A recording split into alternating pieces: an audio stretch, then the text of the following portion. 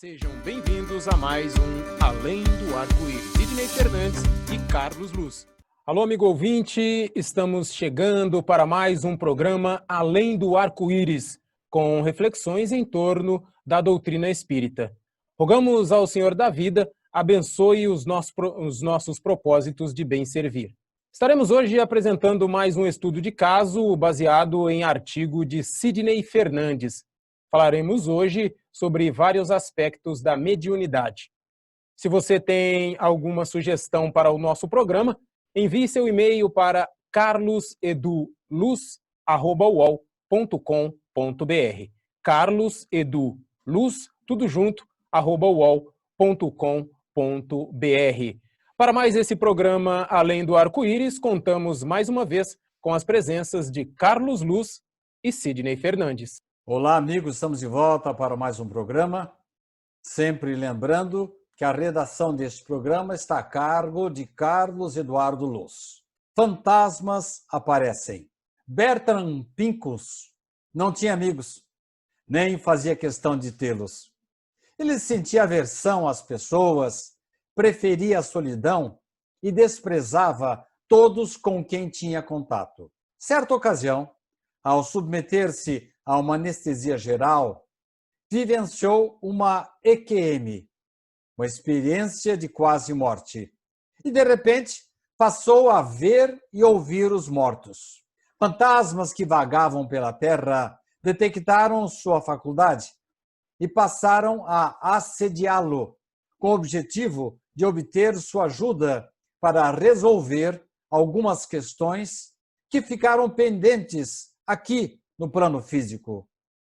Poderíamos questionar se Pincus teria qualidades morais para fazer esse trabalho de auxílio, mas, buscando esta resposta nas obras básicas do Espiritismo, nós aprendemos que a faculdade mediúnica não depende do desenvolvimento moral do médium.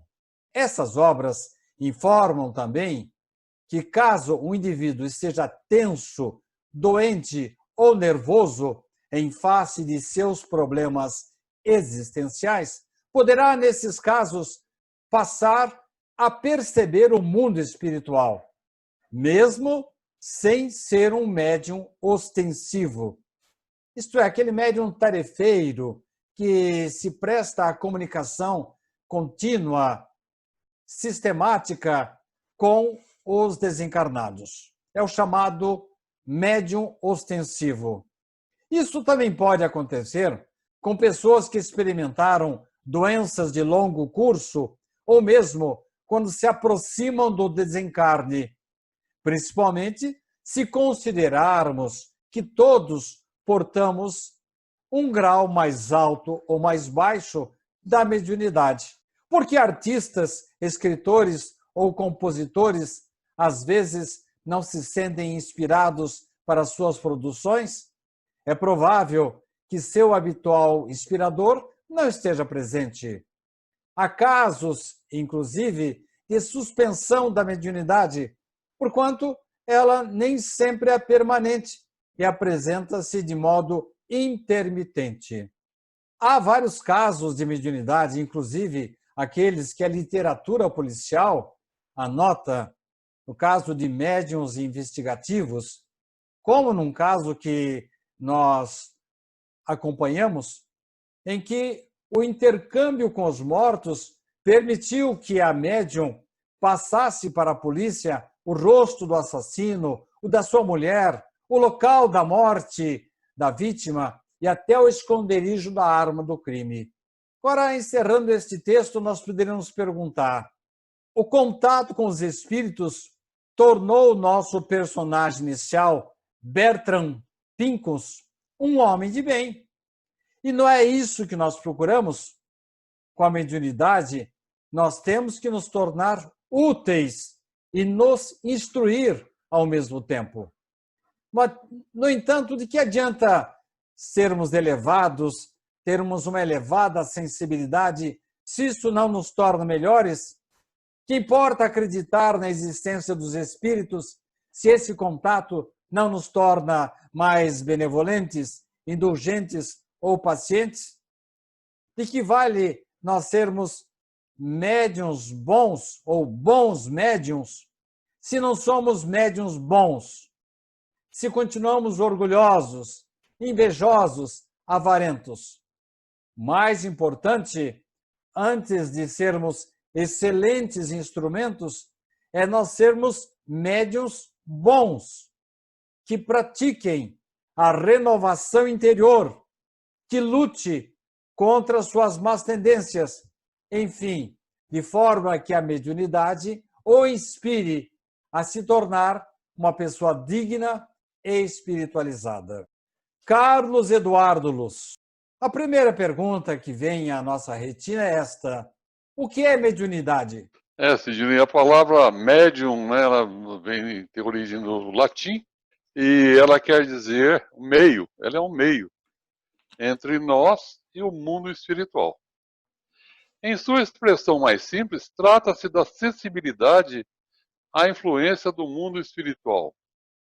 É o chamado sexto sentido, que nos coloca em contato com o mundo dos espíritos, assim como o tato, o paladar, o olfato, a visão, a audição, nos colocam em contato com o mundo dos homens. Então a mediunidade seria esse sexto sentido, seria um sentido que nos permitisse perceber a realidade espiritual. E estamos sempre rodeados de espíritos, rodeados de testemunhas, e nós não vemos, nós não percebemos. Mas existem algumas pessoas que têm uma mediunidade chamada ostensiva. Elas, então, percebem a realidade espiritual, enxergam essa movimentação de espírito, ou ouvem essa movimentação, ou ambas as coisas, ou de alguma forma servem de intermediário para a comunicação entre essa realidade do mundo espiritual e a nossa realidade física.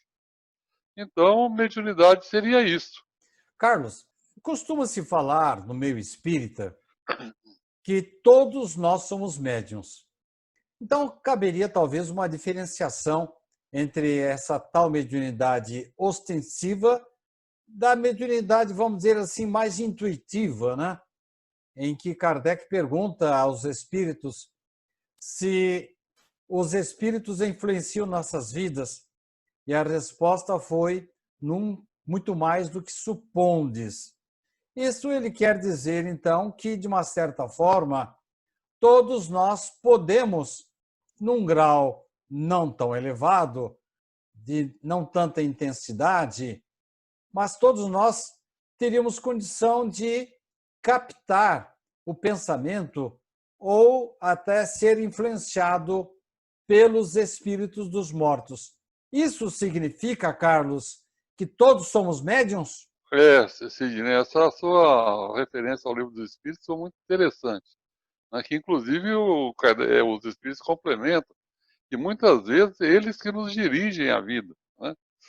Então, o mundo espiritual se conecta conosco através dessa mediunidade, entre aspas, que todos temos. Agora, seria como vamos imaginar assim, uma antena. Cada pessoa tem uma antena. Os que têm antena maior, captaria mais. O mundo espiritual que tem antena menor, captaria menos. Então, os médiuns que trabalham nas reuniões mediúnicas, os médiuns ostensivos, têm uma antena grande, né? Enquanto que os médiuns atuam de maneira intuitiva, percebem com menos intensidade a realidade espiritual, esses são todos nós. Então a diferença está exatamente na dosagem, no grau de mediunidade.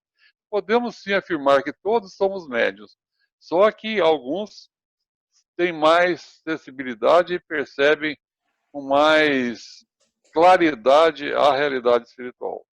Carlos, gostei demais dessa sua analogia, viu? Da antena mais extensa ou menos extensa. Mas o que determina essa diferença de termos uma antena maior ou menor, termos maior ou menor sensibilidade, enfim, sutilmente, qual que é a diferença entre o médium, no sentido geral da palavra, e o médium específico, que seria o médium ostensivo, Carlos? O que determina essa diferença?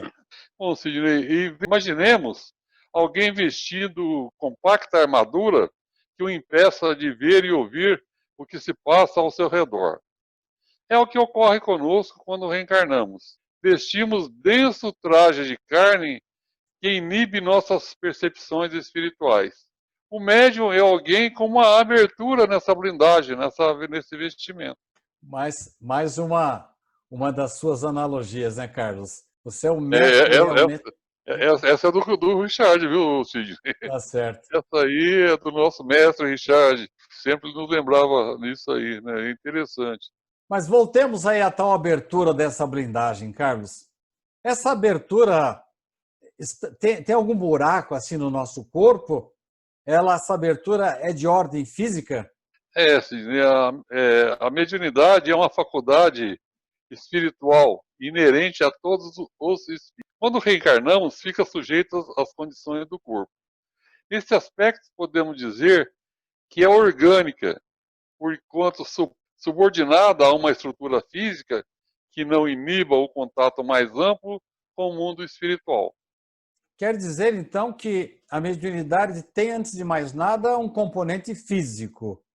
E, além disso, ela tem que contar também com o desenvolvimento do nosso corpo astral, aquilo que Allan Kardec chamou de perispírito.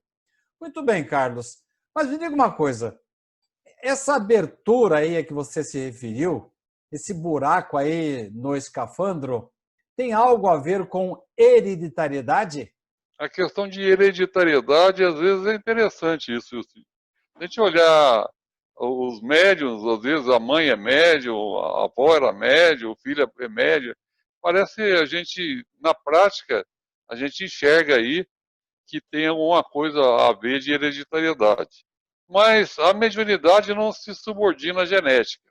O intermediário entre os dois planos é alguém que foi preparado para isso no mundo espiritual, submetendo-se a estudos e operações magnéticas, bem como a uma adequação do corpo físico de forma a ter essa sensibilidade necessária. Agora, isso não impede que possa ter alguma componente genética que propicia. Eu nunca percebi, eu nunca vi na literatura nenhum vínculo, né? Mas pode ser que esse preparo para a pessoa ser médium inclua aí ela ter uma genética mais adequada para ser médium. A gente lembrando, por exemplo, que pessoas como Pelé, né, segundo se consta, ele reencarnou para ser o atleta do século. Né? Ele tinha por missão, segundo consta também, mostrar que não havia supremacia de raças. Né? E ele, então, tem uma complexão física, né, pelo menos na época que ele estava ativo no esporte, tinha uma complexão física considerada perfeita pelos pessoal que conhece, pelos médicos, pelos fisiatras, pelos fisioterapeutas, né, que a capacidade dele de correr os 100 metros rasos era próxima do recorde, né, a impulsão dele em saltar para cabecear uma bola era uma coisa fabulosa, ele ia a uma altura enorme para fazer isso. Então, o corpo físico dele foi planejado para receber aquele espírito preparado para ser o atleta do século. Assim também pode ser. E ele era filho do Dondinho, que era um jogador de futebol, que jogava muito bem também, né? Então a gente vê, né? Apesar de que os irmãos dele, né, o Zoca não tinha lá essa capacidade de Nem o jogar filho bola. dele, né? E o filho dele era, pelo menos, goleiro, né? Mas também não tinha os mesmos reflexos e o talento dele, não. Não. Carlos, eu ia falar exatamente isso, né? De que a família do Pelé, o pai dele era um craque, mas ele era muito superior ao pai dele. Agora, nessa questão de hereditariedade, a família Gasparetto, quase todos ali eram médiums, né? E, inclusive, o Luiz Antônio foi o maior médium pictoriógrafo que eu já conheci na minha vida. Agora, você diz que não se subordina à genética, mas No caso lá da família Gasparetto, os filhos de um médium, como Dona Zíbia, eles, pelo menos 2 dos filhos dela, eram excelentes médiums. Não haveria aí um componente genético, embora, na minha opinião, você vai dar a sua colocação final, na minha opinião, é natural que espíritos afins dentro de um determinado nível, cujas missões e tarefas, de uma certa forma, coincidam, estejam no mesmo patamar, no mesmo gênero, acabem se agrupando, se reunindo no mesmo lar. Mas você acha que, no caso aí, haveria ou não um componente genético? Da mesma forma que temos famílias de músicos, Sidney, podemos ter famílias de médiums. Não é por hereditariedade, mas por afinidade. São espíritos afins. Ligam-se pelos laços da consanguinidade para realizar determinadas tarefas. É o caso, Então, por eles exemplo, gostam da mesma coisa. a família Goulart, né? Que todos são excelentes atores ali, né? É interessante. Tem pai, mãe, filho, tudo por causa da família Goulart. Ô, Carlos, como é que nós podemos denominar esses 2 tipos de sensibilidade, maior e menor? Sidney, podemos definir médiums, homem, como a condição inerente ao ser humano. Todos sofremos a influência dos espíritos. E há o homem médio, o indivíduo dotado de uma sensibilidade maior, que o habilita ao intercâmbio com o além. Você foi perfeito aí agora. Essa metáfora é sua ou do Richard? Também é do nosso mestre.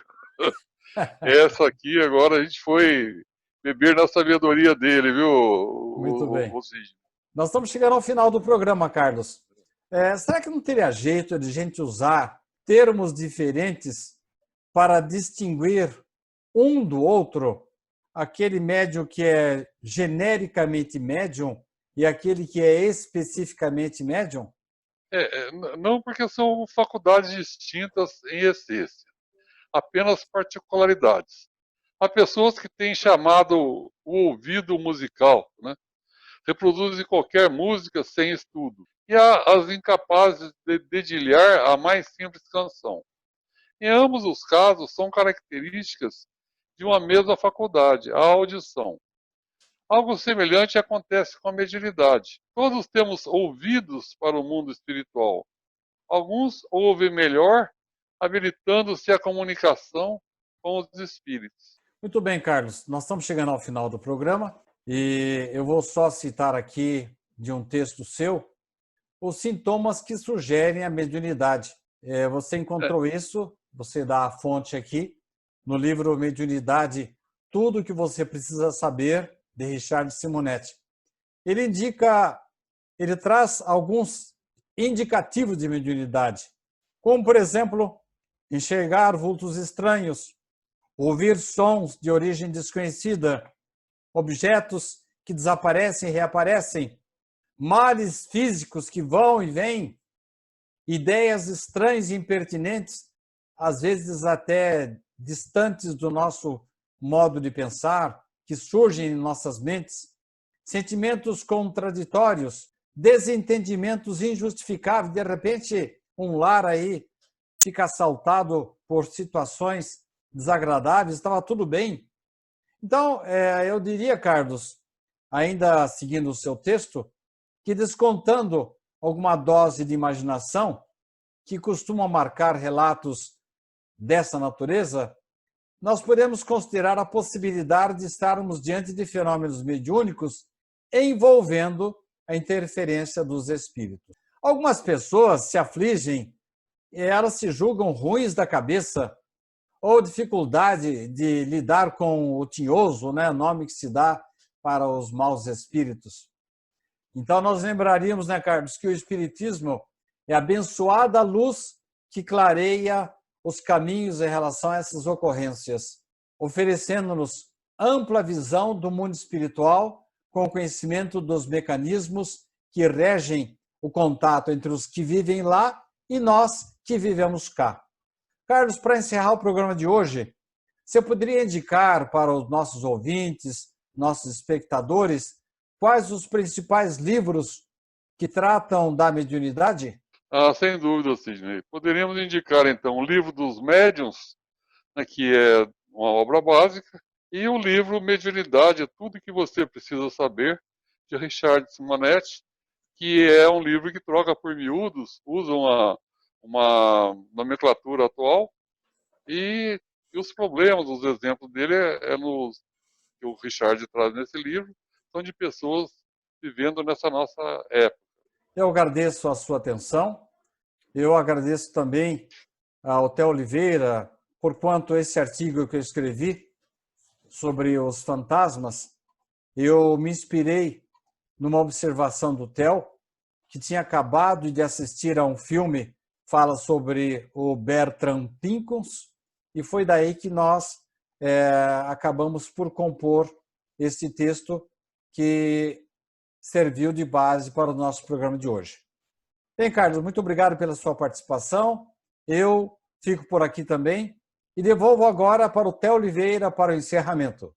Muito obrigado, amigos, vocês que nos acompanharam durante esse programa sobre essa discussão sobre a mediunidade. E nós aqui já deixamos o convite para que na próxima semana vocês estejam conosco para acompanhar comigo, Theo Oliveira, com Sidney Fernandes e Carlos Luz, mais um programa Além do Arco-Íris. Até lá! Sejam bem-vindos a mais um Além do Arco-Íris. Sidney Fernandes e Carlos Luz.